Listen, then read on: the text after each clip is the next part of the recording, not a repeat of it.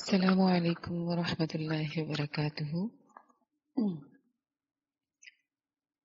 نحمده ونصلی علی رسوله الکریم، اما بعد فاعوذ باللہ من الشیطان الرجیم من ہمزه ونفخه ونفثه۔ بسم اللہ الرحمن الرحیم۔ رب اشرح لی صدری ویسر لی امری واحلل عقدۃ من لسانی یفقهوا قولی واجعل لی وزیرا من اہلی۔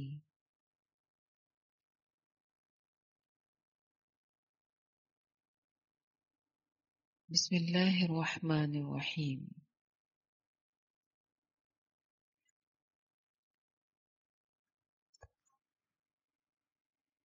میری عزیزات،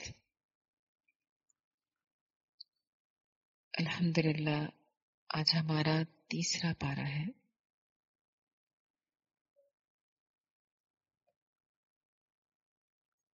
دوسرے پارے کا اختتام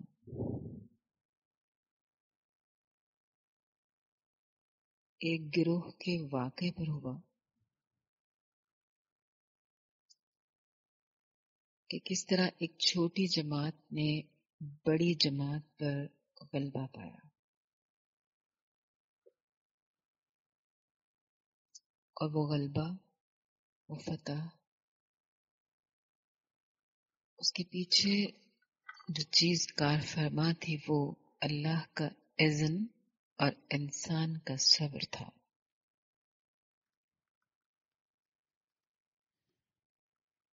یہ واقعہ رسول اللہ صلی اللہ علیہ وسلم سے کئی سو سال پہلے پیش آیا، لیکن رسول اللہ صلی اللہ علیہ وسلم نے جب آپ پر وحی نازل ہوئی اور لوگوں کے سامنے ان واقعات کو بیان کیا، اور قرآن میں جتنے بھی واقعات ہیں پچھلے اقوام کے، ان کو بیان کرنے کا مقصد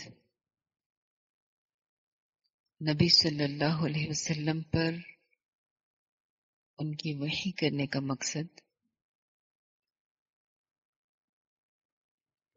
اصل میں لوگوں کو یہ بتلانا ہے کہ تلک آیات اللہ نتلوها علیک بالحق وانک لمن المرسلین۔ مشرکین مکہ جو آپ پر اعتراضات کیا کرتے تھے مختلف القابات دے کر، دیوانہ، شاعر اور اس طرح کے نہ جانے کتنے القابات، اور یہ الزام بھی لگاتے تھے کہ آپ کسی سے سن لیتے ہیں اور یہ واقعات ہمیں سناتے ہیں۔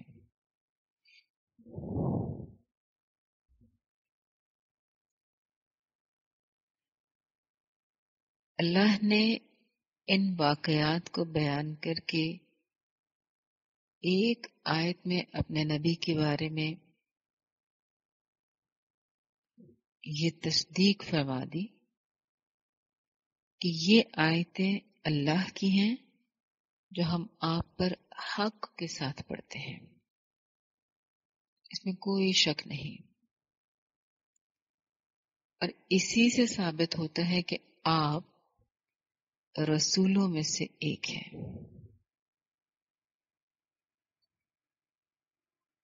کیونکہ بہت سارے ایسے واقعات جو یہودیوں کی اور عیسائیوں کی اپنی کتابوں کے اندر موجود تھے اور وہ اپنے آباء سے بھی اس کے بارے میں سنتے رہتے تھے، تو رسول اللہ صلی اللہ علیہ وسلم کی زبان سے سن کر ان کو یہ احساس ہوتا تھا کہ یہ واقعہ تو ہماری کتاب میں موجود تھا، کہ یہ بات تو ہم نے کسی کو بتائی ہی نہیں تھی، تو اس کو کیسے پتہ چلا؟ تو اللہ نے اسی چیز کو یہاں پہ بیان کیا کہ یہ حق ہے کہ ہم آپ پر یہ آیتیں پڑھتے ہیں اور آپ رسولوں میں سے ہیں۔ تیسرے پارے کے آغاز میں اللہ نے انہی رسولوں کا ذکر فرما دیا کہ ان پیغمبروں میں سے بعض کو بعض پر فضیلت حاصل ہے، اگرچہ ہم کسی کو کسی سے کم تر یا برتر نہیں کہہ سکتے،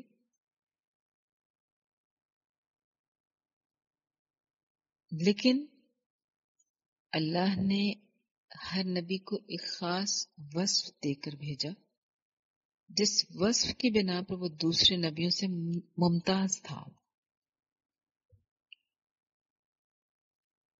اور اللہ نے یہاں پہ بھی اسی چیز کو ذکر فرمایا کہ ہم نے رسولوں کو ایک دوسرے پر فضیلت دی، جیسے کچھ کے ساتھ اللہ نے کلام کیا،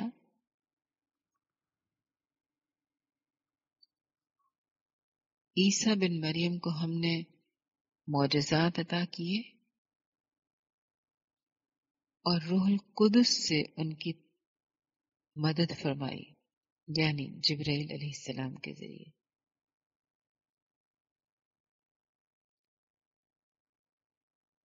اور پھر اگر اللہ نہ چاہتا، اگر اللہ چاہتا تو یہ بعد والے لوگ، پیغمبروں کے بعد والے لوگ آپس میں ایک دوسرے سے لڑائیاں اور اختلافات نہ کرتے، اگر اللہ چاہتا۔ لیکن یہ اللہ کے اصول کے خلاف ہے۔ اللہ کسی کو کسی عمل پر مجبور نہیں کرتا، انسان کو اختیار دیتا ہے۔ ہر رسول کے بعد اس کی امت، اس کی قوم اختلافات میں پڑی، آپس میں لڑائیاں کی، بعض مؤمن ہوئے، بعض کافر ہوئے۔ اگر اللہ چاہتا تو یہ آپس میں نہ لڑتے، لیکن وَلَكِنَّ اللَّهَ يَفْعَلُ مَا يُرِيدُ، اللہ وہ کرتا ہے جو وہ چاہتا ہے۔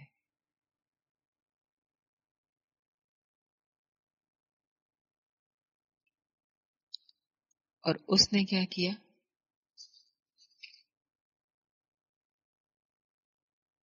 لوگوں کو اختیار دیا۔ اگر اللہ لوگوں کو اپنی چاہت کے مطابق چلاتا تو پھر اس دنیا کو بنانے کا مقصد ہی نہیں تھا۔ اللہ جس کو چاہتا جنت میں لے جاتا، جس کو چاہتا دوزخ میں ڈال دیتا۔ لیکن اللہ نے انسان کو اشرف المخلوقات بنا کر بھیجا، عقل و شعور کے ساتھ بھیجا، فیصلے کی طاقت اور حکمت دے کر بھیجا، غلط اور صحیح کی پہچان عطا کی۔ اس کے بعد انسان کے اپنے ذمہ ہے کہ وہ درست کو اختیار کرتا ہے یا غلط کو اختیار کرتا ہے۔ یہ ذمہ داری رسول پر عائد نہیں ہوتی کہ وہ لوگوں کو اس بارے میں مجبور کرے۔ اللہ اور اس کے رسول کا کام یہ ہوتا ہے کہ لوگوں کو غلط اور درست کے بارے میں بتا دیا جائے۔ یہ ہرگز نہیں ہوتا کہ ان کا ہاتھ پکڑ کر اس غلط سے ہٹا کے، غلط سے بچا کر صحیح راستے پر چلایا جائے۔ ہدایت ہمیشہ اپنی کوشش اور اپنی تڑپ کے نتیجے میں ملتی ہے۔ اگر اللہ اپنی مرضی سے سب کو ہدایت دینے لگتا تو یہ ناانصافی ہو جاتی. انصاف اور عدل کا تقاضا یہ ہے کہ انسان جس کی کوشش کرے اس کو وہ ملے.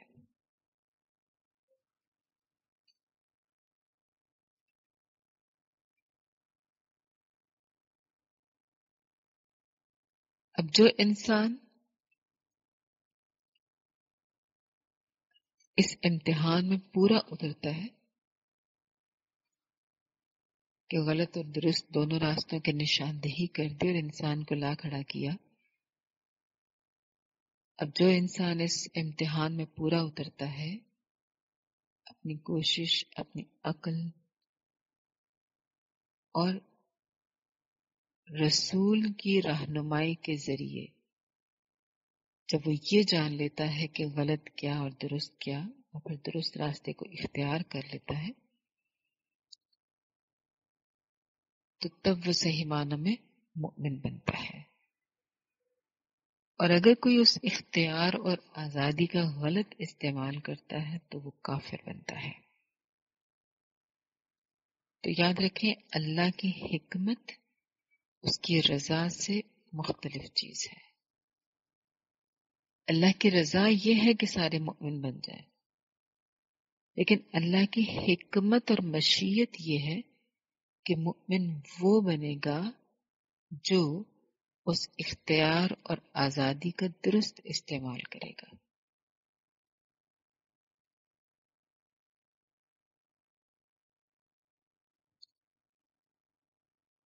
اب یہ جو رسول تھے، ان کے بارے میں یہ عقیدہ رکھنا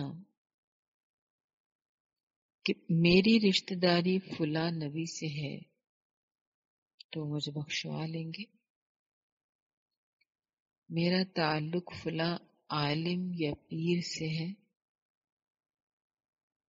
تو وہ میری بگڑی بنا دیں گے، وہ قیامت والے دن میری سفارش کریں گے اور اللہ مجھے سزا سے بچا لے گا. تو عزیزات، اس بات کو ذہن میں رکھیں، اللہ نے فرمایا یا ایھا الذین آمنوا انفقوا مما رزقناکم من قبل ان یأتی یوم لا بیع فیہ ولا خلۃ ولا شفاعۃ والکافرون هم الظالمون.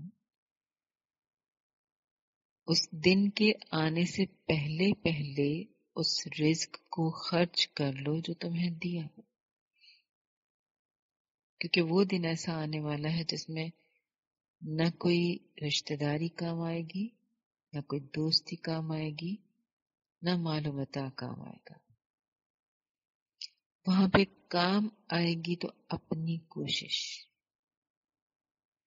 اور انسان اس خوش فہمی سے اپنے آپ کو نکال لے کہ رسول یا ولی یا پیر یا بزرگ یا مولوی اس کی سفارش کر سکیں گے اللہ کے ہاں، اور اس کے گناہ معاف کر دیے جائیں گے یا اس کو سزا سے بچا لیا جائے گا.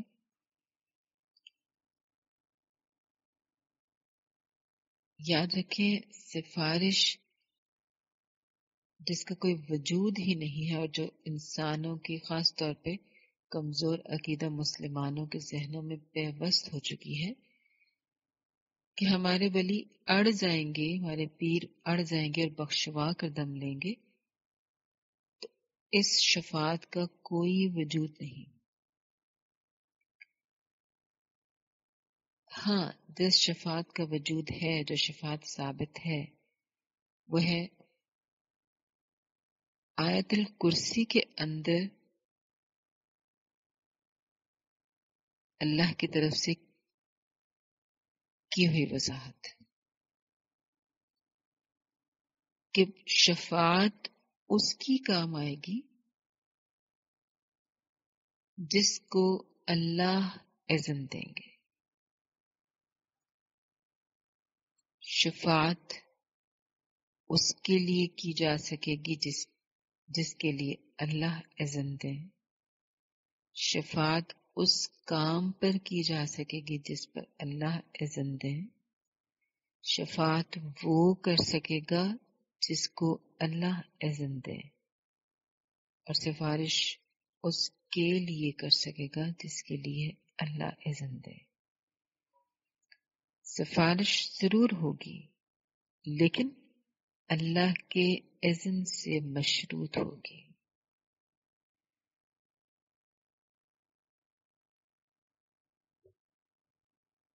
لہذا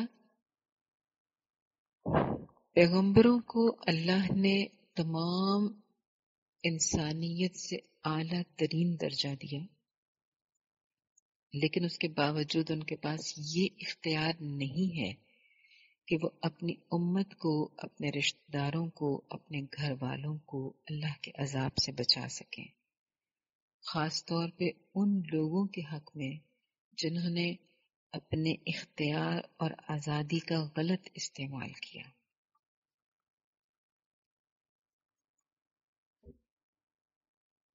آیت الکرسی یہ قرآن کی سب سے عظیم اور افضل آیت ہے. اس میں اللہ کی صفات، اس کی پوری کائنات پر مکمل حکمرانی اور اقتدار کا واضح تصور ہے.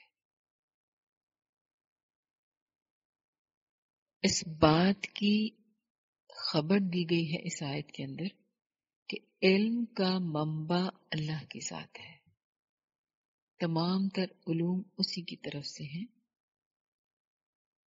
دنیا والوں کا کل علم اس کے علم کے سمندروں سے حاصل کردہ چند قطرے ہیں. وہ اللہ ہر طرح کی کمزوری سے، تھکاوٹ سے، اونگ سے، نیند سے پاک ہے. العلی العظیم ہے. اسی لیے تو آیت الکرسی پڑھ کے ہم پھر بے غم بے فکر ہو کر سو جاتے ہیں، کیونکہ ہم اپنا آپ اس کے حوالے کر دیتے ہیں جس کو نیند آ ہی نہیں سکتی، جس کو کبھی اونگ تک نہیں آئی. تبھی تو ہم جتنے یقین سے اس ذات کے حوالے اپنے آپ کو کرتے ہیں آیت الکرسی پڑھ کے، ہماری نیند اتنی زیادہ پرسکون ہوتی ہے، کیونکہ وہ ہمیشہ جاگنے والا الحی القیوم ہماری حفاظت کے لیے موجود ہوتا ہے. یہ آیت الکرسی شیطان کے سے بچاؤ کا ہتھیار بھی ہے. یاد رہے عزیزات کہ ہم قرآن کو سیکھنے کا آغاز کر چکے ہیں. 2 پارے ہمارے الحمدللہ ہو گئے. اللہ ہمیں توفیق دے کہ ہم اس میں سے اپنے لیے اصلاح کے پہلو کو ڈھونڈیں اور اپنے عمل میں لائیں اس چیز کو. لیکن ذہن میں رکھیں شیطان اب آپ کو بہکائے گا. جب انسان اپنی کوشش کے ساتھ اپنی کمزوریوں پر غلبہ پا کر، اپنے آپ کو سمجھا کر اپنے نفس کی اصلاح کے لیے اٹھ کھڑا ہوتا ہے،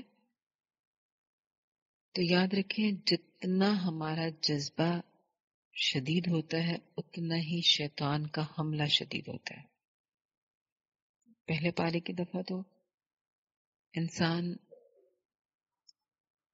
وہی والا انسان قرآن کی طرف آتا ہے ہمیشہ جس کے اندر کچھ سیکھنے کی لگن ہوتی ہے، جس کو لگتا ہے کہ مجھ سے غلطی ہو جاتی ہے اور میں اپنی اصلاح کرتا ہوں. بعض لوگوں کو تو اپنی غلطی ہی نہیں لگتی نا، تو اصلاح کیسے ہوگی؟ تو جو انسان اپنی اصلاح کرنا چاہتا ہے، اپنی غلطی کا اعتراف کرتا ہے، وہی قرآن کی طرف آتا ہے اپنی اصلاح کے لیے. پہلے پارے کی دفعہ شیطان کو اتنا زیادہ وہ نہیں ہو رہا ہوتا، یا وہ جو ایک آزمائش میں ہم پڑ جاتے ہیں اپنے ارادے کو باندھنے کے بعد، ہمارے ارادوں کا امتحان ضرور ہوتا ہے. اس میں بھی پھر جو لوگ کامیاب ہو کر آ جاتے ہیں تو پہلے دوسرے سٹیپ پہ شیطان کو یہی ہو رہا ہوتا ہے کہ بس یہ اتنا صحیح جوش تھا، یہ اس سے آگے نہیں جائے گا. لیکن جب انسان اس سے بھی اگلے سٹیپ پہ جانے لگتا ہے تو شیطان بوکھلا جاتا ہے. اب وہاں پہ اس کے ہتھیار پر تیز ہوتے ہیں. یہ وہ اہم موقع ہے جس میں ہمیں اللہ نے پہلے سے ہی ہتھیار تھما دیا ہے کہ اب تم نے اس کے ذریعے شیطان کا مقابلہ کرنا ہے. کہ وہ جو پہلے اور دوسرے سٹیپ پہ اسی گمان میں رہا کہ بس یہ بندہ اسی جوگہ تھا، اتنے جوگے تھا، تو اب یہ واپس پلٹ جائے گا. لیکن جب ہم تیسرے سٹیپ پہ بھی چڑھنے والے ہیں الحمدللہ، تو اب شیطان کا حملہ ہوگا شدید. تو ہمیں اللہ نے پہلے سے بچاؤ کا ایک طریقہ بتا دیا، ڈھال کا طریقہ بتا دیا کہ آیت الکرسی کو پڑھ لو، شیطان سے بچاؤ ہو جائے گا، شیطان کے شر سے تمہاری حفاظت ہو جائے گی، تم الحی القیوم اور العلی العظیم کی پناہ میں آ جاؤ گے. اور یہ اتنی عظمت والی، اتنی فضیلت والی آیت ہے کہ جو انسان اس کو ہر فرض نماز کے بعد پڑھتا ہے، اس کے اور جنت کے درمیان موت کے علاوہ کوئی رکاوٹ نہیں ہوتی. اور جب رات کو اس کو پڑھ کر سوتا ہے تو صبح تک اللہ اس کے لیے ایک فرشتہ مقرر کر دیتے ہیں جو اس کے لیے حفاظت کرتا ہے. تو آپ کو جہاں کہیں لگ رہا ہو، رات صرف اسی کو نہیں کہتے جس میں ہم سوتے ہیں، راتیں بہت سی ہوتی ہیں نا. کبھی دن بہت روشن بھی ہوتا ہے لیکن ہمارے لیے رات ہوتی ہے. تو اس رات میں بھی ہم آیت الکرسی پڑھ لیں تو اللہ ہمیں شیطان کے شر سے بچا کر رکھیں گے. ہمارے لیے ایک محافظ مقرر کر دیا جائے گا جو ہمیں مختلف شکوک و شبہات سے، خوف سے، خطروں سے، وہموں سے اور غلط فہمیوں سے نجات دلا دے گا. تو اپنی ہر رات میں، اپنے ہر خوف کے وقت میں، اپنی ہر بے بسی اور مایوسی کے وقت میں، جب بھی آپ کو لگ رہا ہو کہ اب میرے اندر طاقت نہیں رہی کہ میں اس آزمائش کو سہ سکوں، یا اب میرے اندر طاقت نہیں رہی کہ میں شیطان کے حملے کو روک سکوں، یا اب میرا ایمان اتنا کمزور ہو گیا ہے کہ میں اپنے آپ کو بچا نہیں سکوں گی، تو وہاں پہ ہمت ہار دینے، وہاں پر حوصلہ چھوڑ دینے اور وہاں پر ہتھیار ڈال دینے سے پہلے آیت الکرسی پڑھ لیا کریں.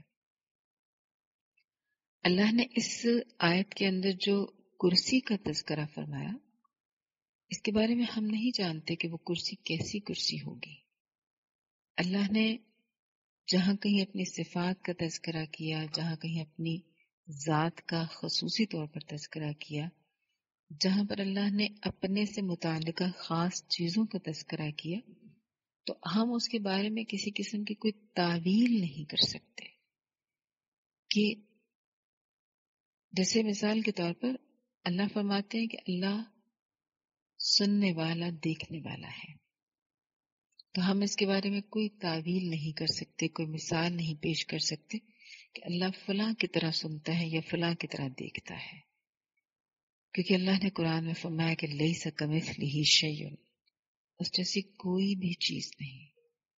جب اس جیسی کوئی چیز ہے ہی نہیں تو پھر ہم مثال کیا پیش کریں.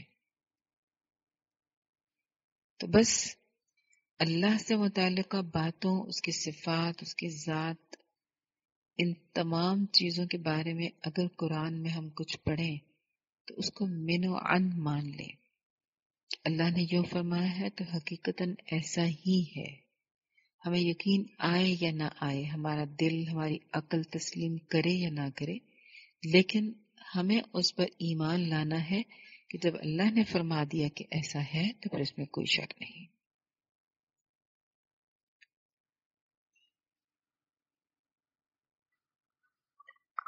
اب یاد رکھیں کہ اللہ قرآن میں خود فرماتا ہے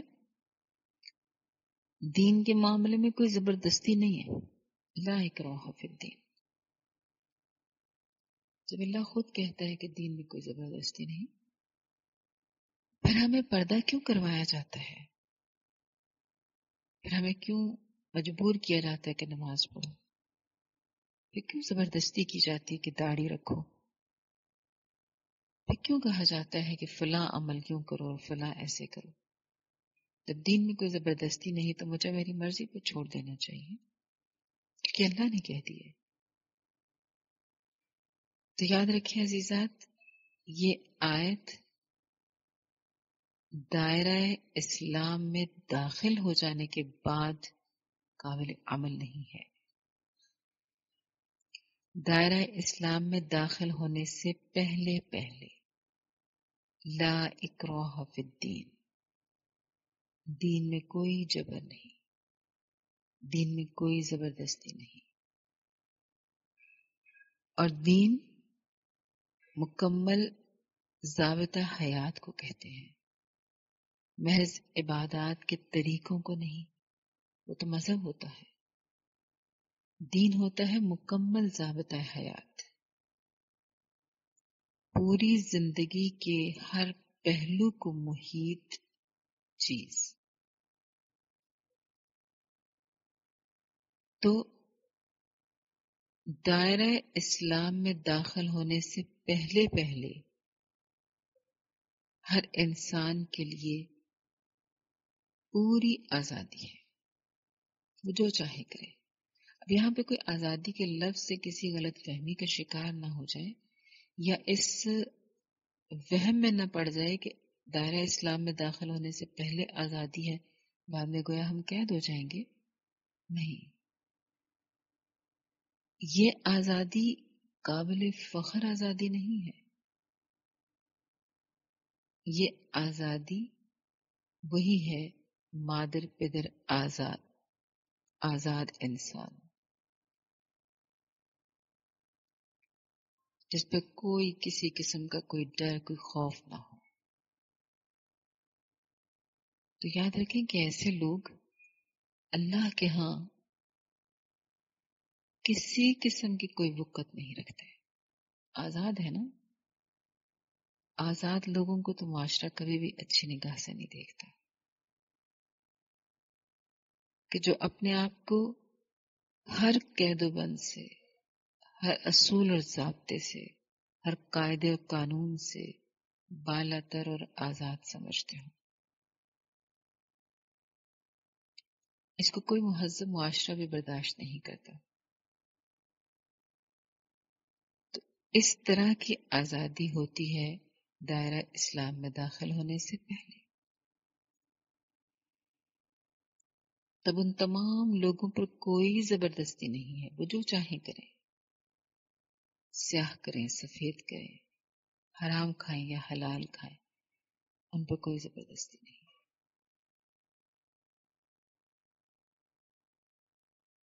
کہ اگر کوئی انسان عیسائی ہے، یہودی ہے، ہندو ہے، کسی بھی غیر مذہب کا پیروکار ہے، تو اس کو زبردستی مسلمان نہیں بنایا جا سکتا،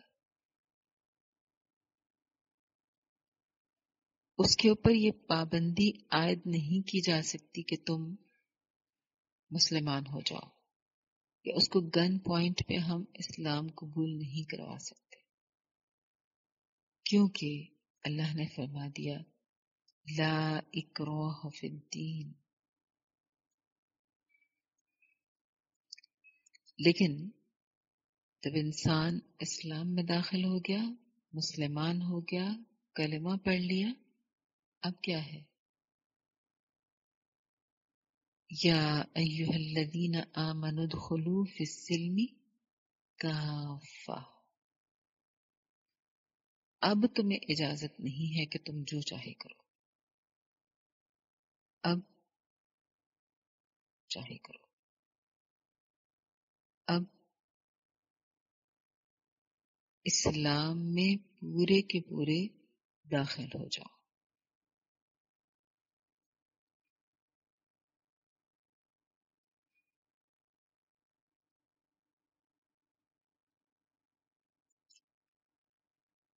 جب انسان مسلمان ہو جاتا ہے، اب اس کے بعد کیا ہوتا ہے؟ وہ جان بوجھ کر نماز چھوڑے گا تو بھی اس کو سزا ہوگی، یہاں نہ بھی ہو آخرت میں تو ہوگی۔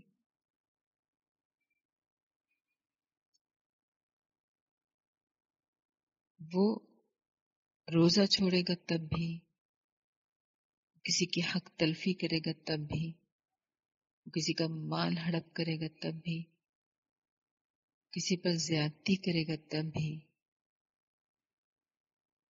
مختلف انداز کی تنبیہات، ڈراوے، سزائیں یہ اس پر عائد ہوں گی۔ کیوں؟ ہمیشہ اسی انسان کی فکر کی جاتی ہے جو عزیز ہو۔ تو جب انسان مسلمان بن کر اللہ کا عزیز بن جاتا ہے تو پھر اللہ اس کو ہر لمحہ اپنی نگاہ میں رکھتے ہیں، پھر اللہ اس میں کوئی کمی نہیں دیکھنا چاہتے، اسی لیے اس کی غلطیوں پر اس کو فوراً تنبیہ کر دیتے ہیں کہ وہ آئندہ اس غلطی کا ارتکاب نہ کرے اور اللہ کے ہاں موجود انعامات کا مستحق اپنے آپ کو بناتا رہے۔ یہ اللہ کا احسان ہے، اس کو کوئی قید اور ظلم نہ سمجھا جائے۔ یہ اللہ کا احسان ہے کہ دائرہ اسلام میں داخل ہونے کے بعد ہم سے وہ والی آزادی چھن جاتی ہے جو مہذب معاشرے بھی برداشت نہیں کرتے۔ الحمدللہ کہ وہ چھن جاتی ہے۔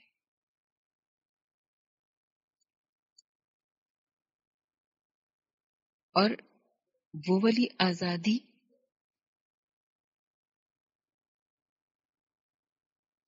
جو اسلام میں داخل ہونے کے سے پہلے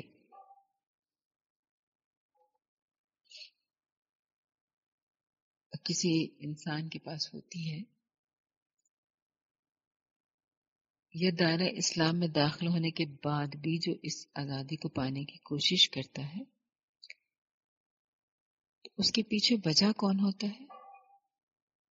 طاغوت۔ مختلف طاغوت ہوتے ہیں جو اس طرح کی نافرمانیوں پر انسان کو اکساتے ہیں۔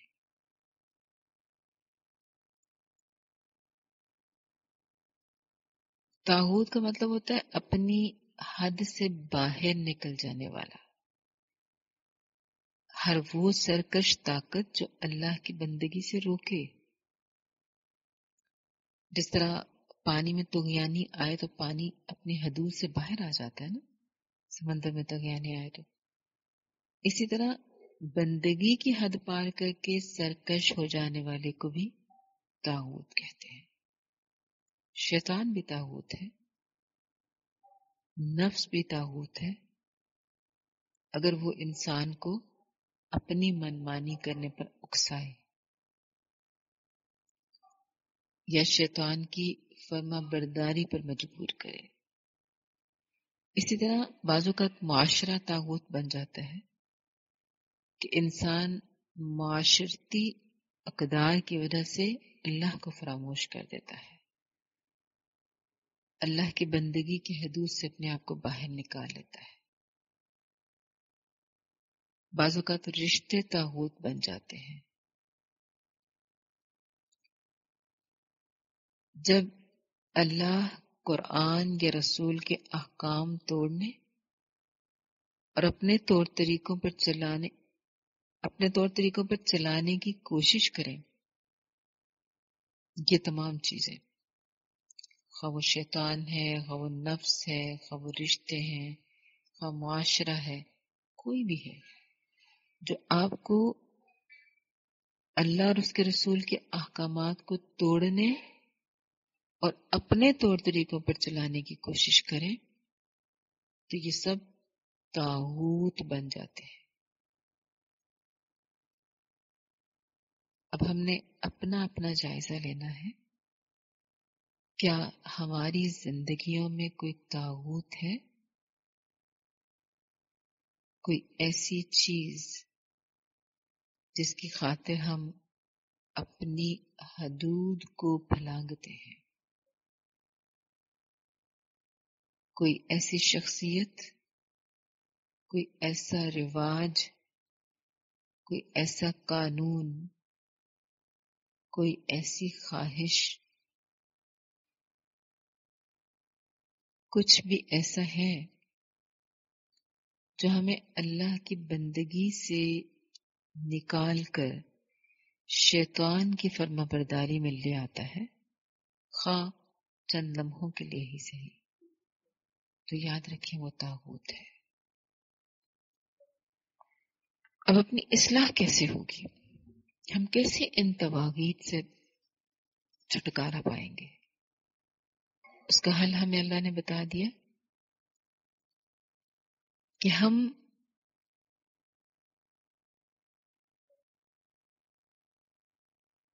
اللہ کے راستے میں خرچ کرنے والے بن جائیں. انفاق فی سبیل اللہ. جب انسان کچھ خرچ کرتا ہے نا تو گویا اس کی وہ جو تکبر ہوتا ہے وہ ٹوٹتا ہے. سب سے زیادہ انسان کو یہی چیز اچھی لگتی ہے نا کہ جو میرا ہے، جو میری چیز ہے وہ کسی اور کو نہ ملے. شیئر کرنا اس کو مشکل لگتا ہے. یہ انسانی فطرت ہے. انسان جوڑ جوڑ کے رکھنا چاہتا ہے، ہر چیز پر اپنا حق سمجھنے والا، ہر چیز کو اپنے مرضی سے استعمال کرنے والا. تو جب اس کے ساتھ کوئی اور شیئرنگ کے لیے آ جاتا ہے تو یہ چیز اس کے لیے ناقابل برداشت ہو جاتی ہے. اسی لیے تو اللہ نے انفاق فی سبیل اللہ کا درجہ بھی بہت زیادہ رکھا، اس کا ثواب بھی بہت زیادہ رکھا، کیونکہ اس پر عمل کرنا مشکل بہت ہے.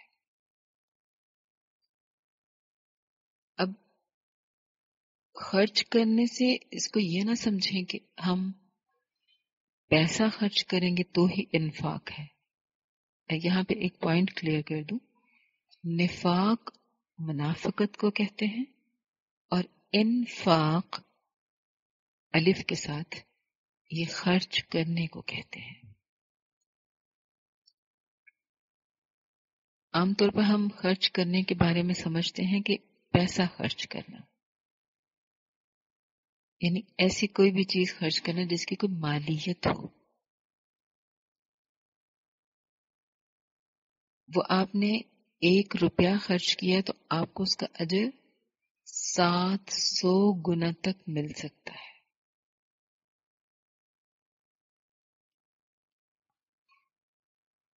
اب یہاں پر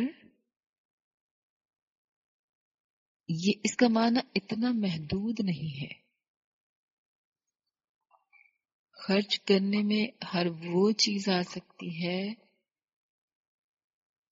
جو آپ خود استعمال کرتے ہیں یا جس سے آپ خود فائدہ اٹھاتے ہیں. اس فائدے میں کسی اور کو شریک کر لینا یہ کہلاتا ہے انفاق. انفاق فی سبیل اللہ.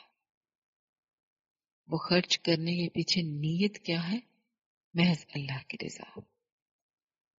یہ نہیں کہ میں اس پر اس لیے خرچ کروں کہ یہ اگلی دفعہ مجھے اس کا بدلہ دے گا. کسی ملازم پر، کسی غریب رشتہ دار پر، کسی نادار ہمسائے پر اس نیت سے خرچ کرنا کہ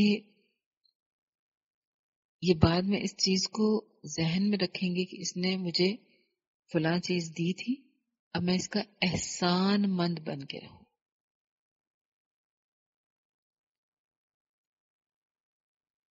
یہ نیت نہ ہو. نیت کیا ہو؟ اللہ کو راضی کرنے کی. اور یہ بھی ذہن میں رہے کہ آپ نے مسکراہٹ ایک انعام ہے نا اللہ کا. ہم ہنستے کیسے ہیں؟ وہ ہمیں ہنساتا اور رلاتا ہے. گویا ہمارا ہنسنا بھی ایک انعام ہے اللہ کا، نعمت ہے اللہ کی. اس کو کسی پر خرچ کر دینا یہ بھی کیا ہے؟ انفاق فی سبیل اللہ. اب یہ جتنی نیت خالص ہوگی اتنا اس کا اجر بڑھتا جائے گا. اور جیسے یہ بہت گولڈن چانس ہے ہمارے پاس، رمضان کا مہینہ، ہم اس میں ایک چیز کو خرچ کریں گے تو اس کا اجر 700 گنا تک پہنچ سکتا ہے. لیکن اس کو اپنے پروفٹ کو بڑھانا ہمارے اپنے ہاتھ میں ہے. ہم جتنی نیت خالص کر لیں گے اتنا زیادہ ہمارا اجر، ہمارا پروفٹ بڑھتا جائے گا.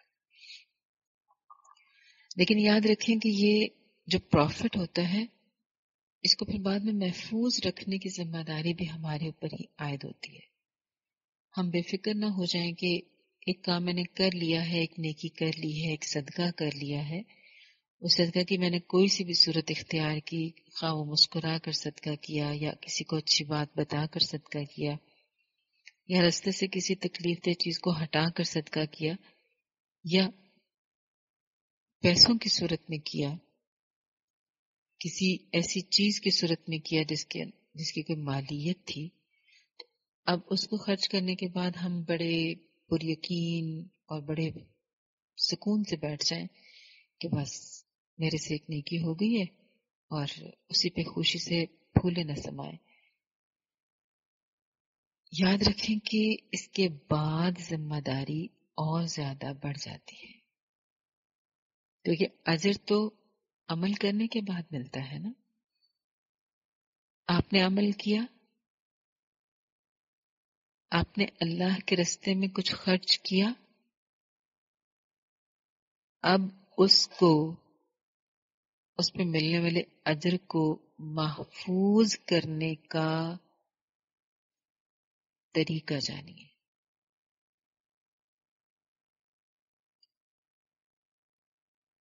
اگر ہم اس کے اندر اس انفاق فی سبیل اللہ کے اجر میں کوئی پریزرویٹو نہیں ڈالتے، تو جس طرح مربے، جیم، اچار وغیرہ ان کے اندر کوئی پریزرویٹو نہ ڈالیں تو وہ جلدی خراب ہو جاتے، بالکل اسی طرح اگر ہم اس کے اندر بھی کوئی پریزرویٹو نہیں ڈالیں گے تو ہمارا جو انفاق فی سبیل اللہ کا اجر ہے ضائع ہو جائے گا. ہم نے اس کو بچانا کس سے ہے؟ پریزرویٹوز ہم نے کون سے ڈالنے ہیں؟ کہ اس کو جیسے ہم اچار کو پانی کے قطرے سے بھی بچا کر رکھتے ہیں نا کہ اگر پانی کا ایک چھینٹ بھی چلی گئی تو وہ خراب ہو جائے گا، اسی طرح انفاق کے بعد احسان نہیں جتانا، دکھ نہیں دینا، دکھاوے کا چھینٹا نہیں مارنا، اللہ کی راہ میں خراب چیزیں نہیں دینی جسے آپ خود بھی استعمال کرنا ناپسند کریں. اور اسی طرح سب کے سامنے اعلانیہ صدقہ کرنا، اس میں چانس ہوتے ہیں نا کہ کوئی ایک تعریف کر دے گا یا کوئی کہہ دے گا کہ کتنا سخی ہے، یا کسی بھی قسم کا کوئی ایسا اظہار ہو سکتا ہے کسی کی زبان سے، تو وہ چیز ہو سکتا ہے ہمارے غبارے میں اور زیادہ ہوا بھر دے. تو یہ کریں کہ اعلانیہ کرنے کی بجائے پوشیدہ کر لیں، اپنے اس اجر کو بچا لیں،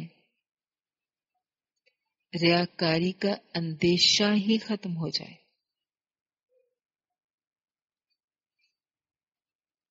کیونکہ جہاں ریاکاری آ جاتی ہے، دکھاوا آ جاتا ہے، وہاں پھر اجر برباد ہو جاتا ہے.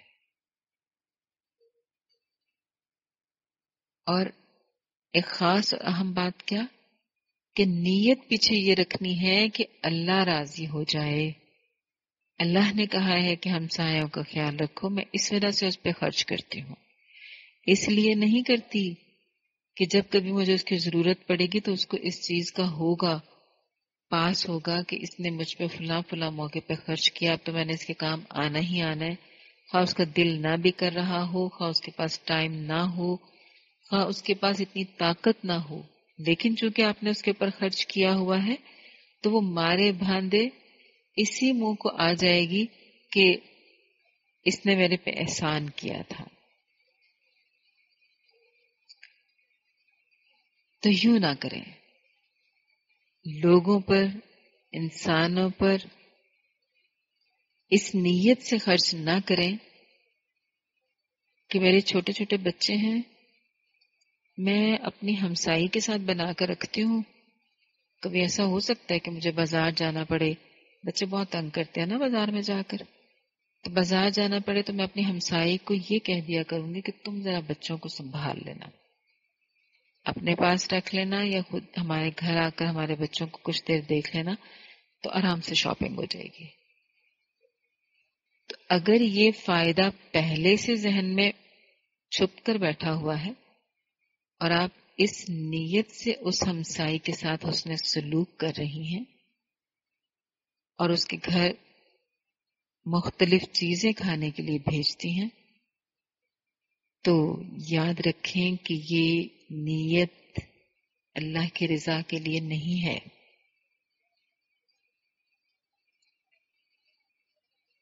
اور اگر یہ ایسا صدقہ کرنا آپ کے بس کی بات نہ ہو، دو صورتیں ہو سکتی ہیں نا کہ ایسا صدقہ نہ ہو سکے، مثلا یہ کہ آپ کے پاس کوئی چیز ہی ایسی نہیں ہے جس کو آپ خرچ کر سکیں،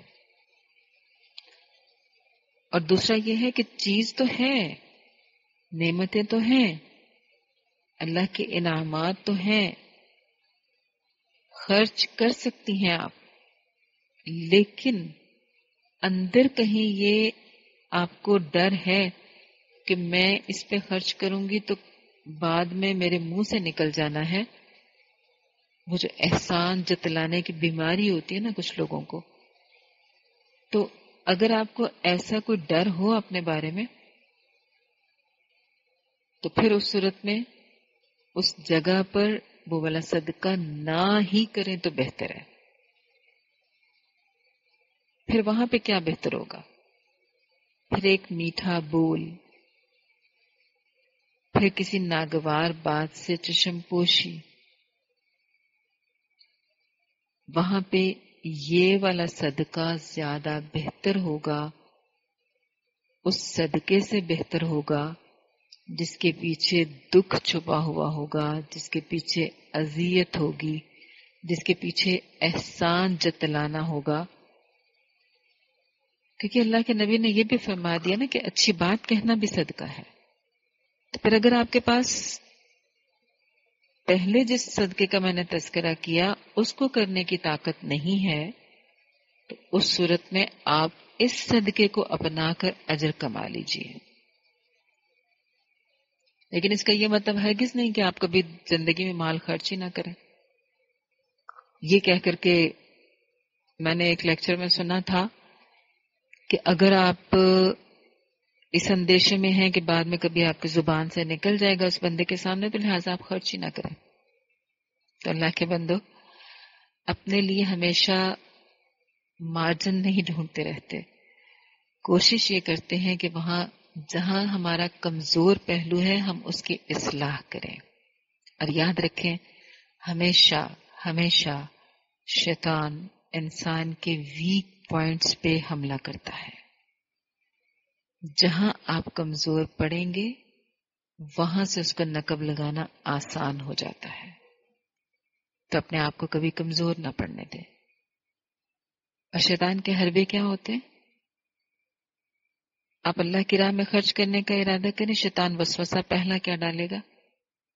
بجٹ فیل ہو جائے گا. یاد رکھنا اتنی جو تم نے پلاننگ کر کر کے یہ پورے مہینے کا بجٹ بنایا نا، سارے کا تیا پانچا ہو جائے گا اگر تم نے درمیان میں سے کچھ رقم نکال کے کہیں صدقہ کر دی تو خرچ پورے نہیں ہوں گے. اور وہ جو آپ نے 500 کا ارادہ کیا ہوتا ہے نا وہ 100 پر آ جاتا ہے. اور اگر 50 کا ارادہ کیا ہوتا ہے تو 10 پر آ جاتا ہے. حالانکہ یہی نوٹ بازار میں وہ چھوٹا کر کے دکھا دیتا ہے. آپ شاپنگ کرنے گئے آپ کو اس چیز کی ضرورت بھی نہیں ہے.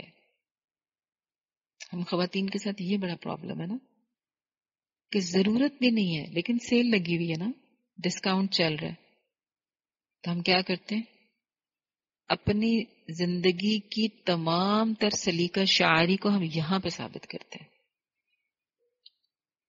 کہ سیزن آؤٹ ہو رہا ہے، سیل لگ گئی ہے، ڈسکاؤنٹ چل رہا ہے، لہذا میں اگلے موسم کے لیے ابھی سے کپڑے لے کر رکھ لیتی ہوں. اور ہسبینڈز کو کس طرح سے ورگلایا جا رہا ہوتا ہے، آپ ہی بچ جائیں گے بوجھ سے. آپ کے اوپر سے بوجھ کم کر رہی ہو نا، کبھی تو بیویوں کو سمجھ لیا کریں، اگلے سال آپ کو مشکل نہیں ہوگی. تو یہ جو اس وقت ہم حربے استعمال کر رہی ہوتی ہے نا، یہ شیطان سکھا رہا ہوتا ہے.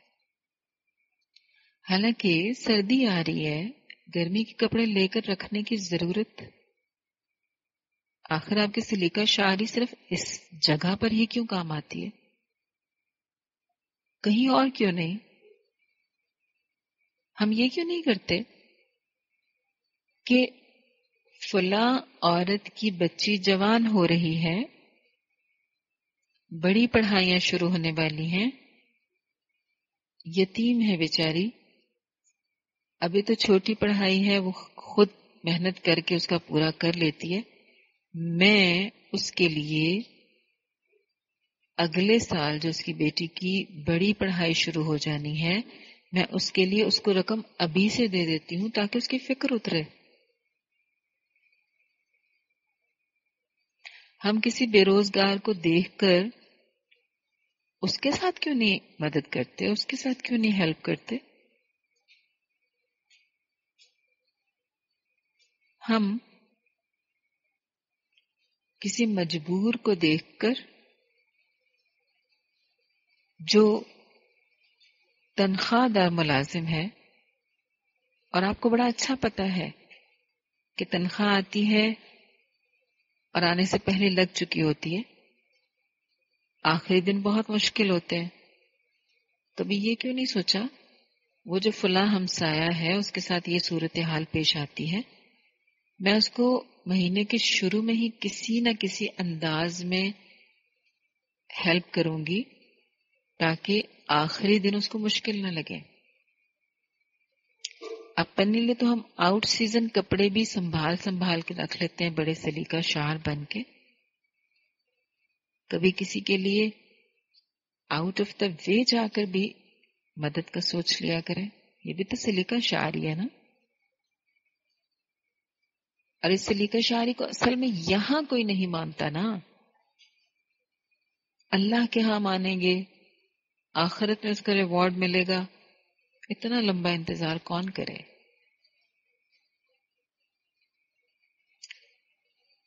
تو شیطان ہمیں کبھی بھی اچھی جگہ خرچ نہیں کرنے دیتا.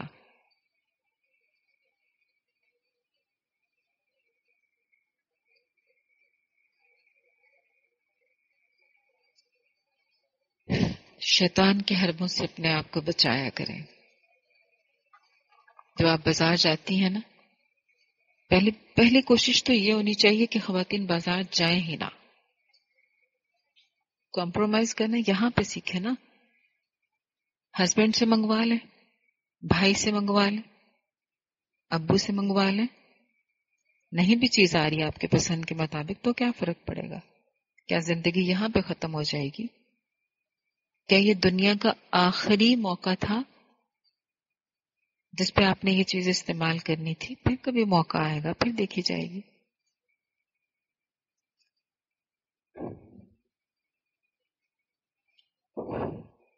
تو خود کو یوں سمجھا لیا کریں.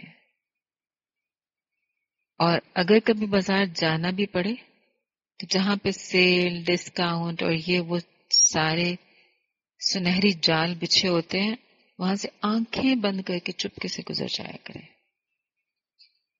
کوئی آپ کو کچھ نہیں کہے گا. ہاں، سہیلیاں کہتی ہیں، ہمسائیاں بھی کہتی ہیں،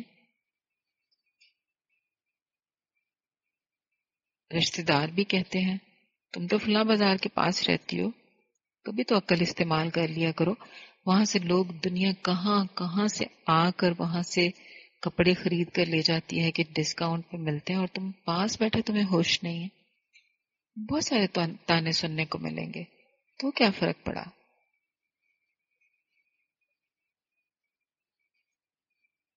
ہمارا کچھ بھی نہیں بگڑتا. اس طرح کی باتوں سے اگر ہم سوچیں تو ہمارا کچھ بھی نہیں بگڑتا. ایک کان سے سنے، دوسرے سے نکال دے.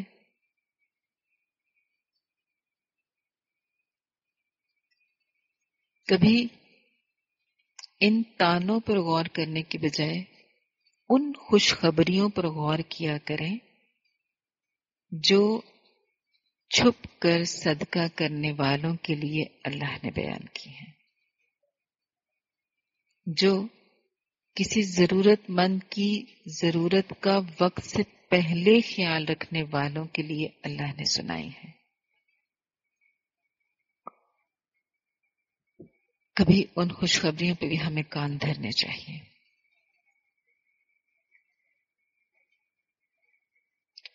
اور اس کے لیے ضرورت ہوتی ہے حکمت کی. حکمت کہاں سے ملتی ہے؟ یہ کسی بازار سے نہیں ملتی. ہاں، یہ قرآن سے ملتی ہے. اس پہ بھی سیل لگتی ہے، اس پہ بھی ڈسکاؤنٹ چلتا ہے رمضان کے مہینے میں.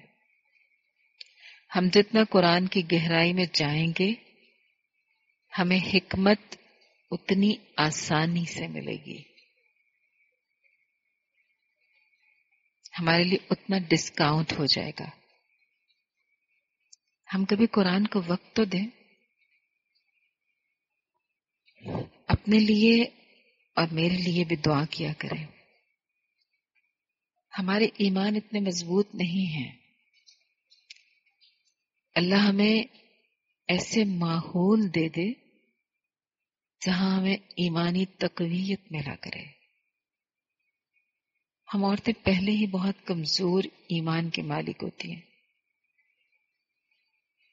اوپر سے ہمارے ماحول اس طرح کے ہیں کہ جہاں سے ہمیں ایمانی تقویت نہیں ملتی، الٹا ایمان اور کمزور ہوتا ہے. ہمارے اندر اتنی طاقت نہیں ہے. اللہ جانتا ہے اس بات کو کہ ہم اپنے ایمان کو قائم دائم رکھیں اس طرح کے ماحول میں، تو پھر اللہ سے ہی دعا کر سکتے ہیں نا کہ اللہ ہمیں ایسے لوگ دے دے، ہمیں ایسی صحبتیں دے دے، ہمیں ایسی مجلسیں دے دے جہاں بس قرآن کی آوازیں ہوں، اللہ اور اس کے رسول کا نام پکارا جائے. ہماری روح کی تسکین ہوتی رہا کرے، ہماری روح کی تسکین ہوتی رہا کرے، ہمارے ایمان کو تقویت اور مضبوطی ملتی رہا کرے. اور یہی ایمانی مجلسیں اصل میں حکمت کے بازار ہیں. یہی قرآن کی محفلیں، یہیں سے حکمت ملا کرتی ہے.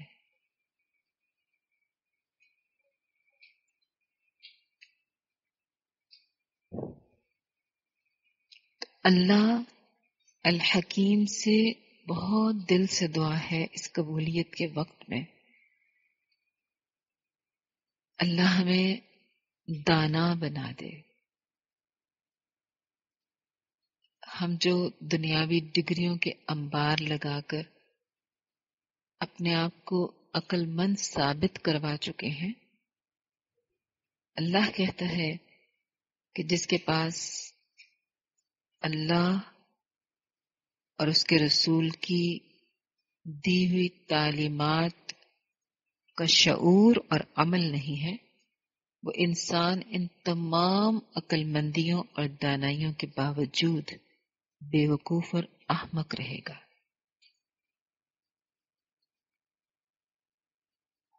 وہ اپنی زندگی کو دنیا میں سنوار بھی لے،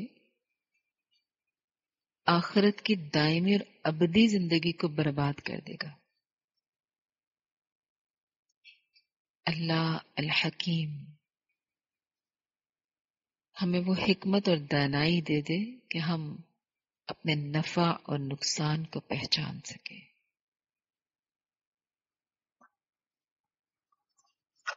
اور یہی حکمت و دانائی ہوتی ہے جو ہمیں حرام اور حلال کی پہچان بھی سکھاتی ہے. ورنہ انسان دنیاوی ڈگریوں سے پروردہ عقل مند انسان اللہ کے حرام کردہ اور حلال کردہ کو بھی ماننے سے انکار کر دیتا ہے، کیونکہ اس کی عقل نہیں مان رہی ہوتی. اور یاد رکھیں کہ دین عقل کی بنیاد پر نہیں ہے، رائے کی بنیاد پر نہیں ہے.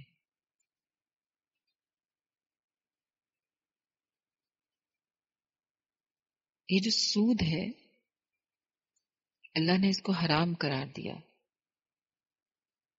رسول اللہ صلی اللہ علیہ وسلم نے لعنت فرمائی ہے سود لینے والے پر، سود دینے والے پر، سود کی گواہی دینے والے پر، اور فرمایا کہ یہ سب گناہ میں برابر کے شریک ہیں.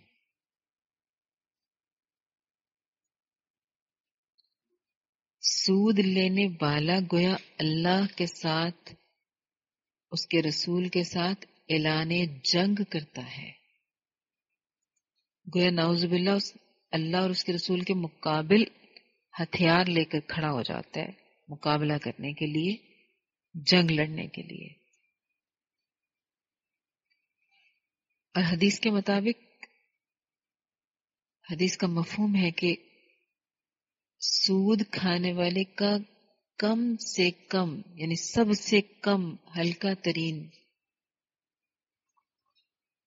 جو گناہ ہے وہ ایسے ہے جیسے اس نے اپنی ماں کے ساتھ زنا کیا. نعوذ باللہ.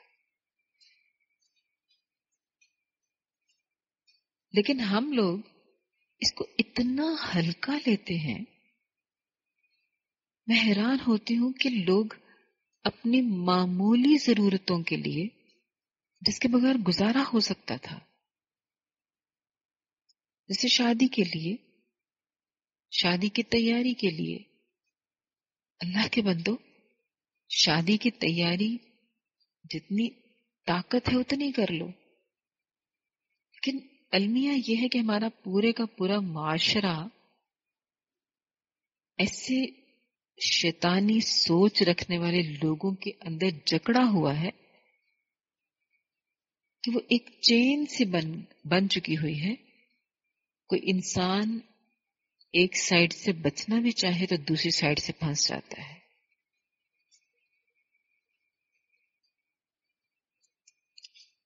لیکن بہرحال اتنا تو کیا جا سکتا ہے نا کہ ہم اپنی آسائشوں کو اپنی ضرورتیں نہ بنائیں. جب ہم اپنی آسائشوں کو ضرورتیں بنا لیتے ہیں پھر ہمیں لگتا ہے جیسے گویا اس آسائش کے بغیر گزارا ناممکن ہے. گویا یہ آسائش پوری نہ ہوئی، یہ آسائش مجھے نہ ملی تو میں مر نہ جاؤں گی. یعنی ہماری حالت یہاں تک ہو جاتی ہے. پھر یہ جو ہماری بے صبری ہے، ہمارا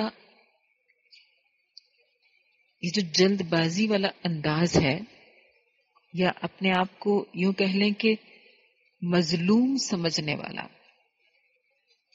کہ فلاں کے پاس تو یہ سب کچھ ہے، میرے پاس نہیں ہے، پتہ نہیں میرے اوپر کیا کیا ظلم ڈھا دیے گئے.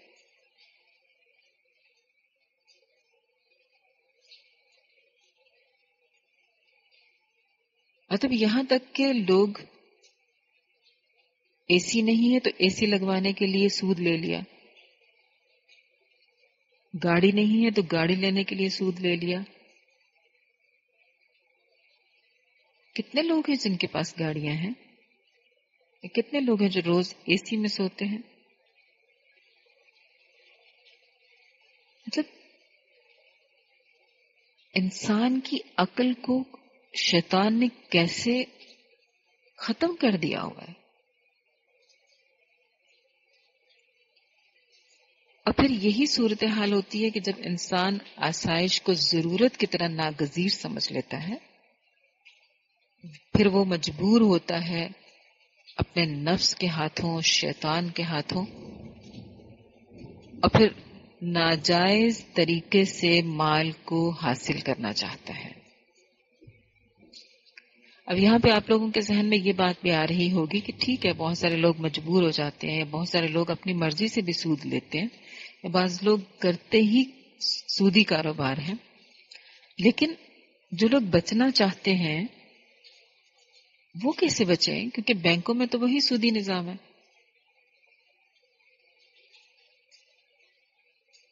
یا آپ کے ذہن میں یہ بھی آ سکتا ہے کہ یہ جو سارے سود آپ کہہ رہی ہیں یہ منع ہے، لیکن جو بینکوں کا سود ہے نا وہ نہیں منع، لہذا بینک سے لون لیا جا سکتا ہے. تو عزیزات، اس کا فیصلہ کرنا ہمارا کام نہیں، ہمارا کام محض بچنا ہے. مثال کے طور پر آپ گلی میں سے گزر رہے ہیں، کسی چھت سے پانی گر رہا ہے، آپ اس سے اپنے آپ کو بچانے کی کوشش کریں گی. اس تحقیق میں نہیں پڑیں گی کہ یہ چھت سے آنے والا پانی پاک ہے یا ناپاک. آپ کے لیے بس اتنا ہی کافی ہوگا بچنے کا اہتمام کرنے کے لیے کہ یہ چھت سے آ رہا ہے، اوپر سے گر رہا ہے، چھینٹے پڑیں گے.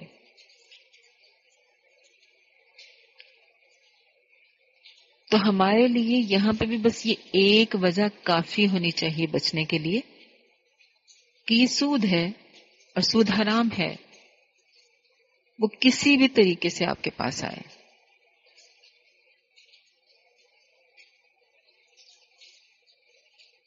اب یہ فیصلہ کرنا ہمارا کام نہیں کہ کون سا سود حرام ہے اور کون سا حلال ہے. دنیا بھر کے علماء، فقہا، مفسرین کا اجماع ہے کہ سود کلیتاً حرام ہے. عام مسلمان اپنے من چاہے فتوے صادر نہیں کر سکتا،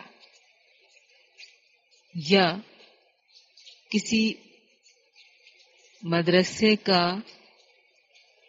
فارغ ایسا مولوی جو آخری امتحان میں پاس بھی نہیں ہوا تھا وہ فتویٰ صادر نہیں کر سکتا.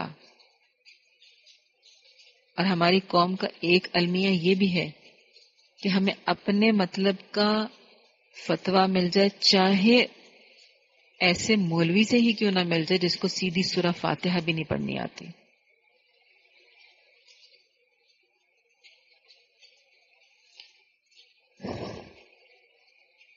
اس لیے عزیزات، دین کا بنیادی علم حاصل کرنا ہر مسلمان پر فرض ہے کہ وہ عقائد، عبادات، اخلاق، فرائض، حرام حلال کو جانتا ہو.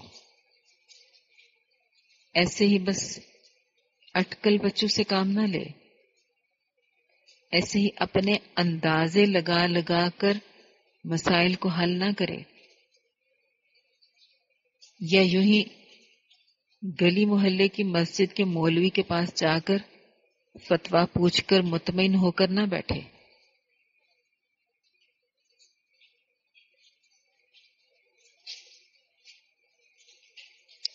اور علم نہ ہونے کے باوجود لمبی چوڑی بحثوں کو چھیڑنے والا نہ بنے.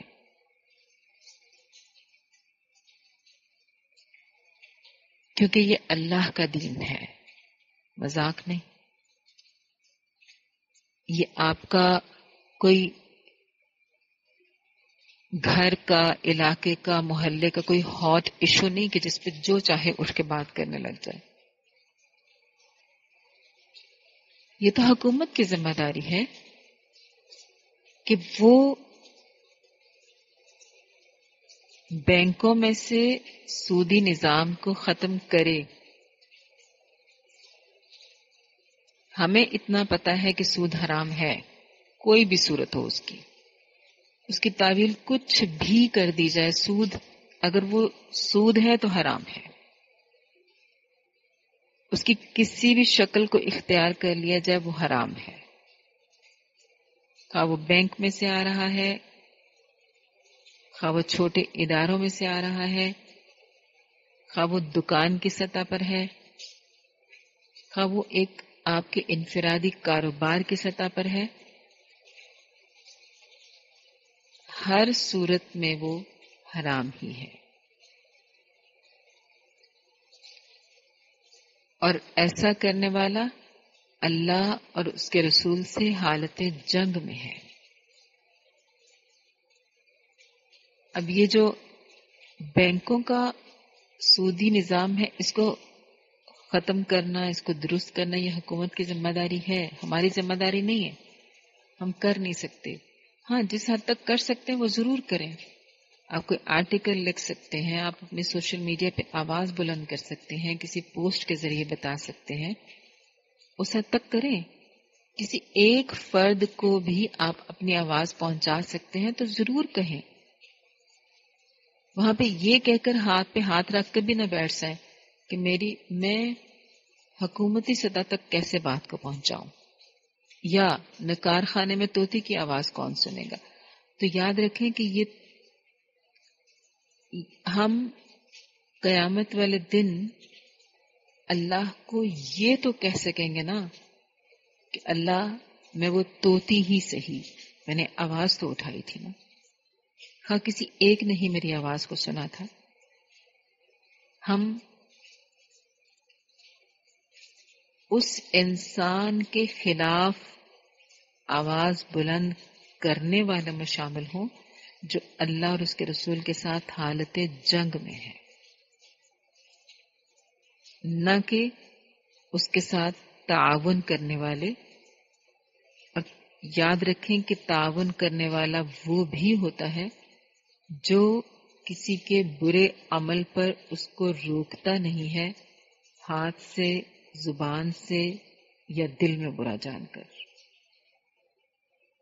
کسی بھی طریقے سے اگر اس کے ساتھ وہ تعاون نہیں کر رہا تو پھر ہم کہہ سکتے ہیں کہ وہ اس کے ساتھ نہیں ہے. لیکن اگر وہ ان تینوں معاملات میں سے کسی ایک طریقے سے بھی اپنا احتجاج ریکارڈ نہیں کر رہا تو پھر وہ اس کا معاون ہی ہوگا.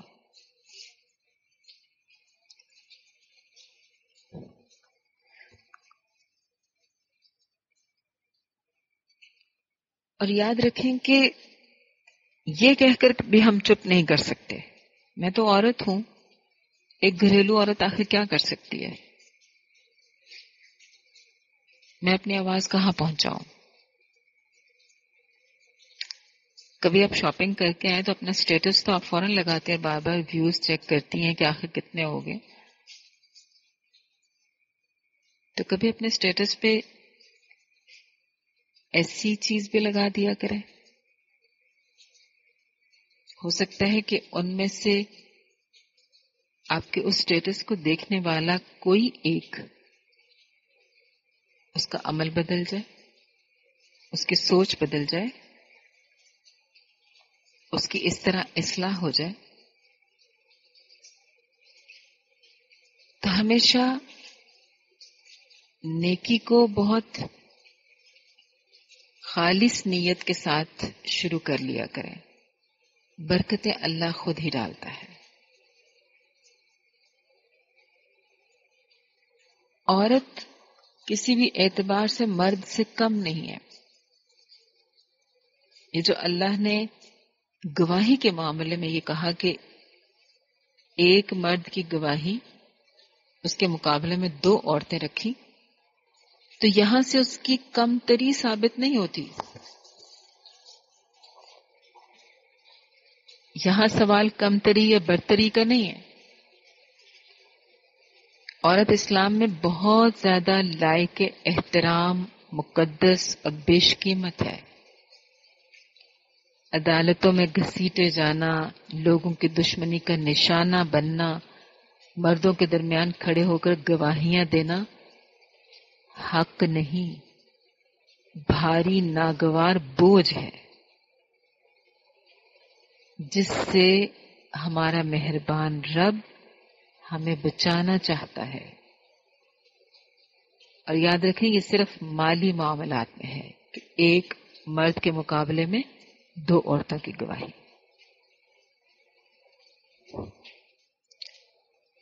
اور جب کبھی آپ کو اس طرح کے خیالات تنگ کرنے لگیں، جب کبھی آپ کو لگے کہ میں نیکی کرنا تو چاہتی ہوں کر نہیں سکتی، یا کبھی آپ کے اندر یہ سوچ آئے کہ میں کیا کر سکتی ہوں، آخر میں تو عورت ہوں، عورت کو تو ویسے اللہ نے مرد سے کم رکھا، اپنے آپ کو بہت مظلوم سمجھ لینا، انڈر ایسٹیمیٹ کرنا، تو یہ سب خیالات جب آپ کو تنگ کرنے لگے تب سورۃ البقرہ کی آخری 2 آیات کو پڑھ لیا کریں. اللہ نے فرمایا، رسول اللہ صلی اللہ علیہ وسلم نے فرمایا،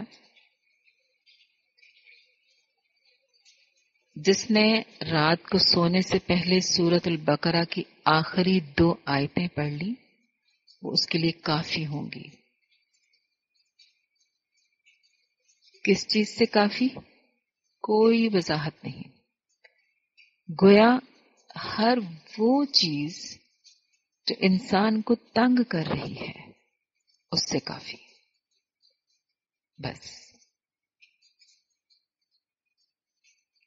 اس میں عقیدے کی پختگی اور بہترین دعا ہمیں عطا ہوئی ہے، اس لیے کوشش کریں کہ اس کو یاد کر لیں، کیونکہ اللہ کے نبی نے یہ بھی فرمایا کہ جو ان 2 آیات کو پڑھے گا اس کی مانگی ہوئی چیز اس کو ضرور دی جائے گی.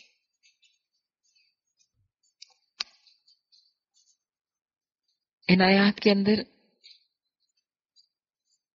یہ بات بھی ہے کہ اللہ ہم سے وہ بوجھ اتار دے جو ہم اٹھا نہیں سکتے.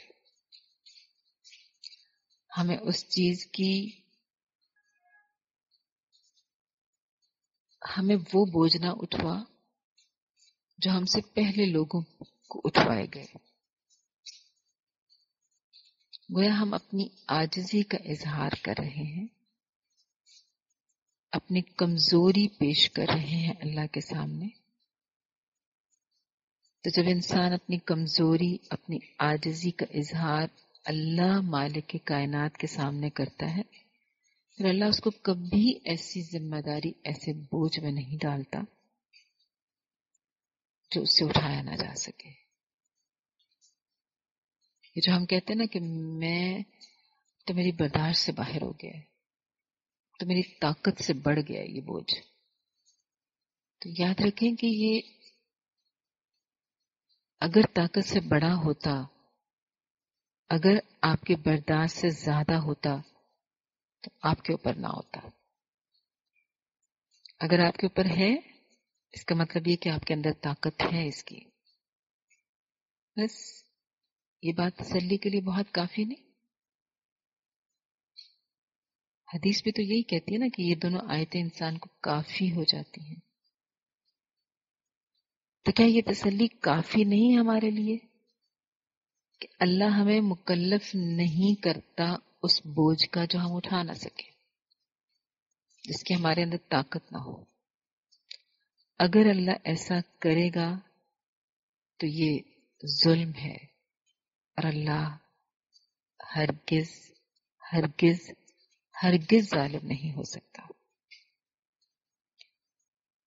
تو پھر اپنی کسی بھی آزمائش میں اللہ پہ یقین رکھا کریں کہ اگر میرے اندر طاقت ہے تو یہ چیز میرے اوپر ہے، جس نے ڈالی ہے وہی نکالے گا.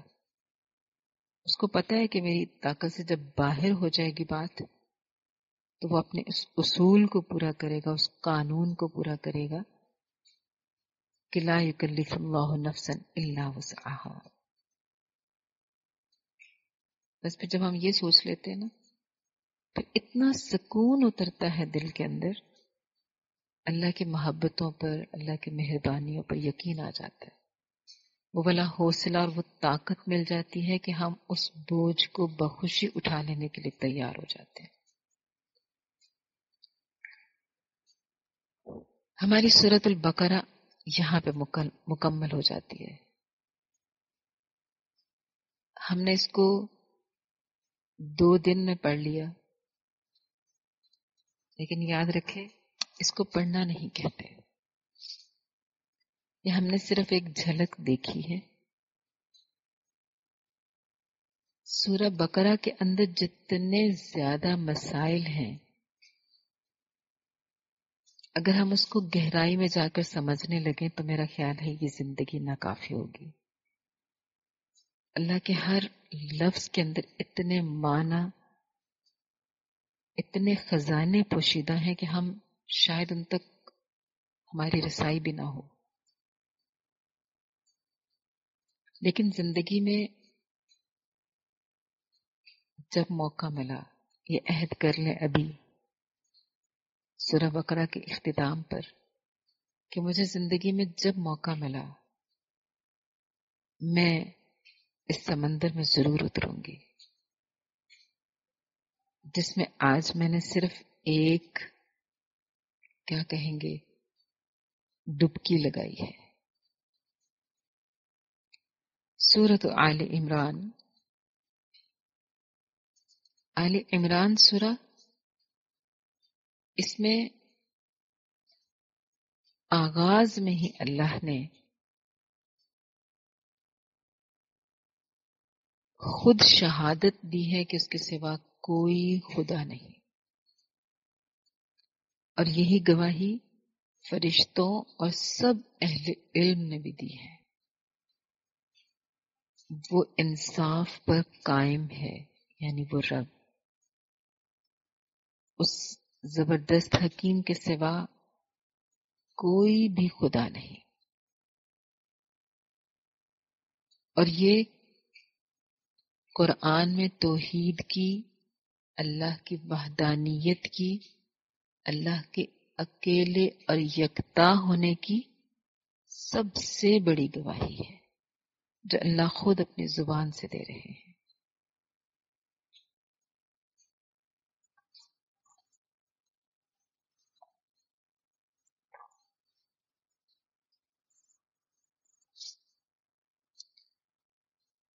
ہم مسلمان یہ سمجھتے ہیں کہ ہم محمد صلی اللہ علیہ وسلم کے امتی اور اللہ کے چہیتے ہیں. ہم جو چاہیں کریں، ہمیں نہیں کوئی سزا ہونے والی.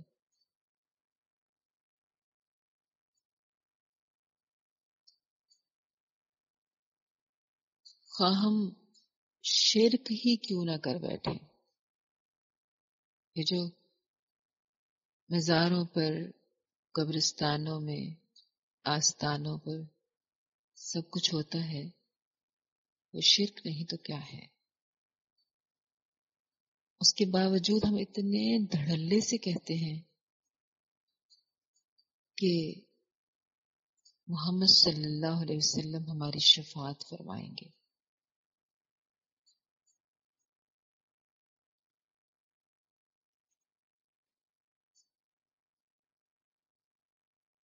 دوزخ کی آگ ہمیں نہیں چھوئے گی سوائے چند گنتی کے دن. اس آیت کو ذرا غور سے پڑھیے گا، آیت نمبر 24 کو بہت غور سے پڑھیے گا. اللہ نے اسے خود ساختہ عقیدہ کہا ہے. ویسے آپس کی بات ہے. یہ جو کہتے ہیں کہ ہم جہنم میں چند روز کے لیے جائیں گے، اس کے بعد ہم جنت میں چلے جائیں گے، کیا چند روز تو چھوڑیں، کیا ایک دن کے لیے بھی طاقت ہے کہ جہنم کے عذاب کو جھیل سکیں؟ وہ جہنم جو ہولناک، بھڑکتی ہوئی، جوش کھا رہی ہوگی، شدت غضب سے پھٹی جا رہی ہوگی، جس کو 70,000 لگامیں ڈال کر قابو کیا جا رہا ہوگا، لیکن وہ اپنے اندر آنے والوں کو غضب سے، جوش سے، غصے سے پھٹتی ہوئی لپک لپک کر ان کی طرف جائے گی، ان کو اپنے اندر ڈالنے کے لیے. کیا اتنی ہولناک آگ، اس میں چند روز چھوڑے، ایک روز بھی برداشت ہو سکے گا؟ ایک روز بھی بہت بڑا ہے. کیا وہاں پر ایک لمحہ برداشت ہو سکے گا؟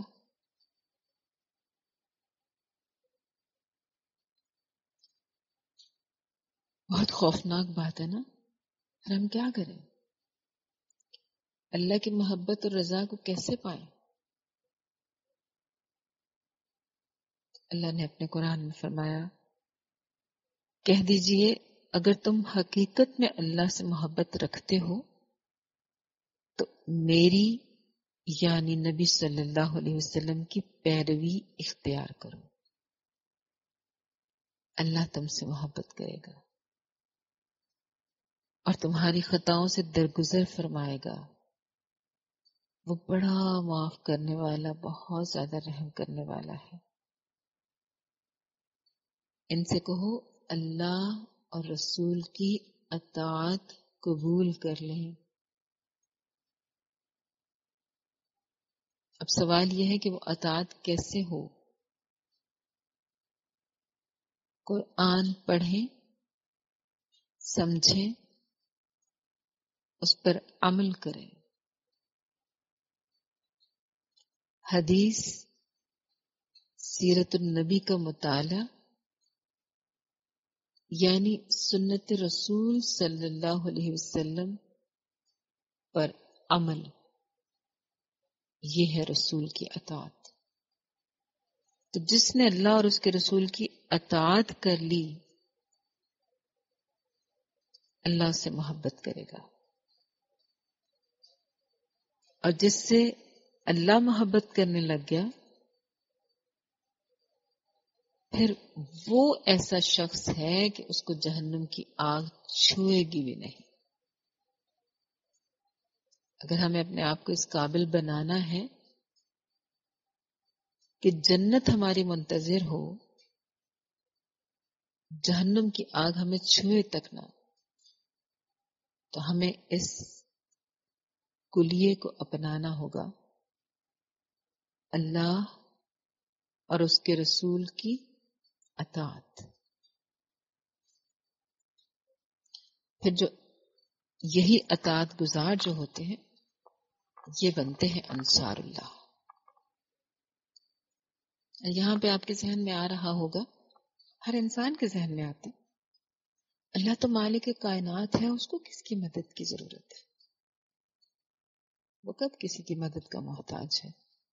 ہم اتنے حقیر بندے، کہاں وہ کائنات کا مالک؟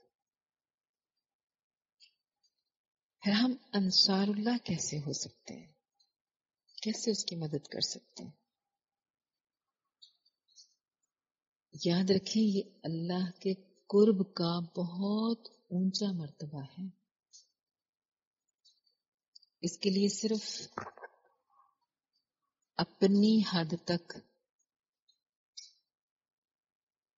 اللہ اور اس کے رسول کی اطاعت کافی نہیں ہے، اس کے لیے تو پھر آپ کو اپنی اصلاح کے بعد اوروں کی اصلاح کے لیے نکل کھڑا ہونا ہوگا، کمر کس کے، کسی بھی چیز کی پرواہ کیے بغیر، اپنے آرام، سکون، رشتے، ناطے، آسائشیں، ضرورتیں، سب کچھ فراموش کر کے۔ پھر جو انسان اپنا سب کچھ وار کر اللہ کے دین کے لیے نکل کھڑا ہوتا ہے، گویا وہ اللہ کے دین کا مددگار بن جاتا ہے۔ تو جو اللہ کے دین کا مددگار ہے وہ اللہ اس کو اپنا مددگار قرار دیتے ہیں، پھر وہ ہوتا ہے انصار اللہ میں شامل۔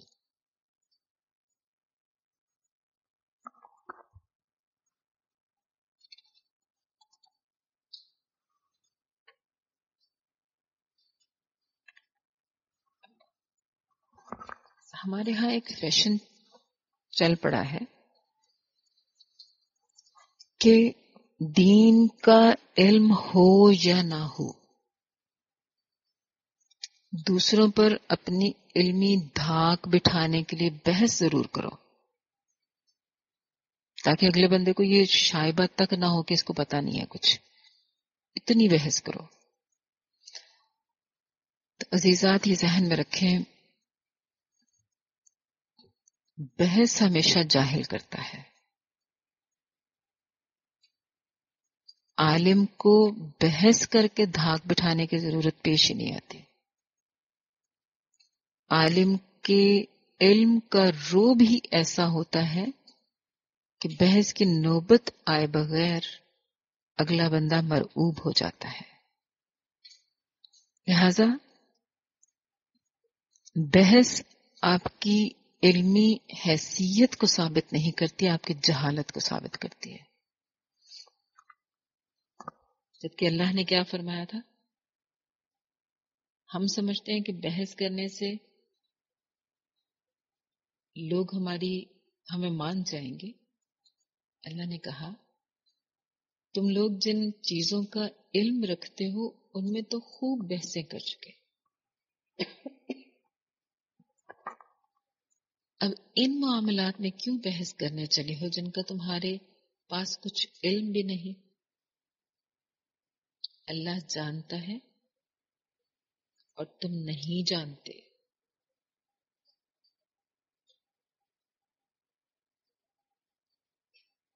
اچھا، ہمارے ہاں معاملہ کتنا الٹ ہے۔ عام دنیاوی علوم میں کوئی ایک دوسرے کی معاملے میں ٹانگ نہیں اڑاتا، یعنی انجینئر ہے تو وہ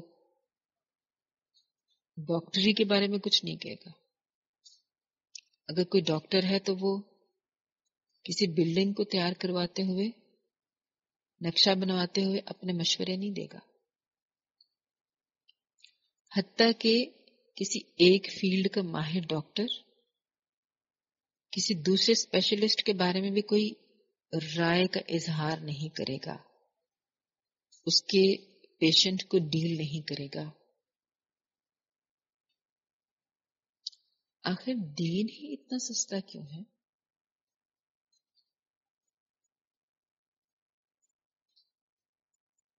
ہم اس معاملے میں تو کہہ دیتے ہیں کہ جس کا کام اسی کو ساجے، لیکن اسلام کے میدان کو ہم سمجھتے ہیں کہ فری فار آل، ہر بندہ ہی اس میں ٹانگ اڑا سکتا ہے۔ اپنے کوئی بھی ایسا ایشو ہو، اسی کو دیکھ لیں۔ ابھی یہ جو چاند دیکھنے کا معاملہ پیش آیا تھا، رویت حلال کمیٹی پر کیسے کیسے اعتراضات کی بوچھاڑ ہوئی ہے۔ ہر بندہ اٹھ کر اعتراضات کر رہا ہے، اپنے آپ کو عالم فاضل سمجھ کر۔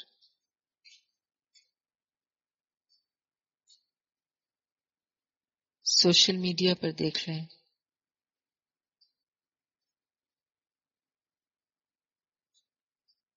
پرنٹ میڈیا پر دیکھ لیں، مین سٹریم پہ دیکھ لیں، کیا ٹاک شوز، ہر جگہ اس معاملے کو اتنا اچھالا گیا۔ ٹھیک ہے، کہیں نہ کہیں کوئی کوتاہی، کوئی کمزوری ہر انسان کے اندر ہوتی ہے، لیکن کسی انسان کی ذاتی کمزوری کو ایک اجتماعی معاملے میں گھسا دینا اور اس پر اعتراضات کی بوچھاڑ کر دینا، خاص طور پر دینی معاملات کے اندر، دینی مسائل کے اندر یا دینی جماعتوں کے مسائل کے اندر، تو یہ اس قوم کا ایک شیوا بن چکا ہے۔ بحث کرنا گویا ایک ایسا فیشن بن چکا ہے کہ جو حصہ نہیں ڈالتا وہ سمجھتا ہے کہ شاید میں اس دوڑ سے پیچھے رہ جاؤں گا،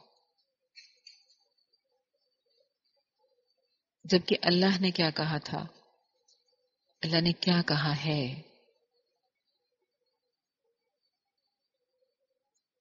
آپ خود سورہ آل عمران کی آیت نمبر 85 کو پڑھیے۔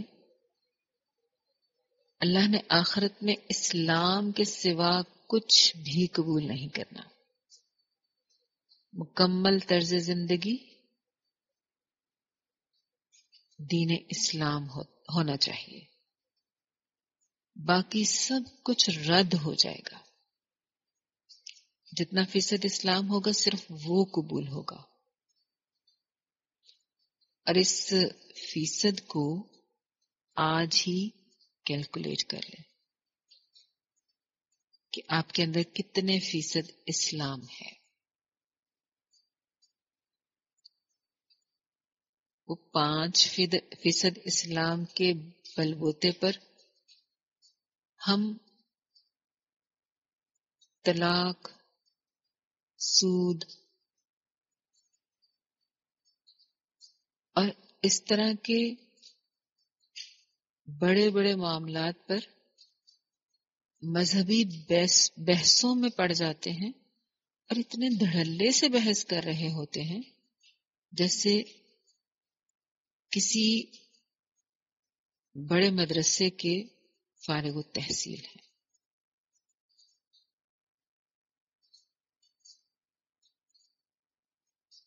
اللہ نے قیامت والے دن اسلام کے سوا کچھ قبول نہیں کرنا۔ ابھی بھی وقت ہے۔ بحثوں مباحثے میں پڑھنے کے بجائے اپنے علمی معیار کو بلند کیجیے، دین کا علم سیکھیے۔ دنیاوی ڈگریوں کے انبار لگا لگا کر پھر بھی آپ اپنے 5% اسلام کو نہیں بڑھا سکے تو یاد رکھیں ڈگریوں کے یہ انبار قیامت والے دن ہمیں کچھ کام نہیں آنے والے۔ اللہ سے دعا ہے کہ وہ ہمیں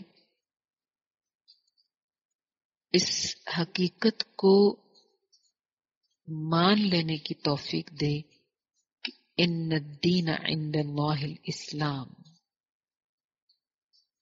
اللہ کے ہاں بس اسلام کی اہمیت ہے، اس کے سوا کچھ قابل قبول نہیں ہوگا۔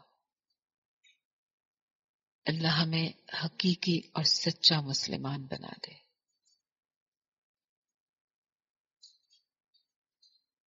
سبحانک اللہم ربنا وبحمدک اللہم اغفر لی۔ سبحان ربک رب العزت عما یصفون وسلام علی المرسلین والحمد للہ رب العالمین۔ السلام علیکم ورحمۃ اللہ وبرکاتہ۔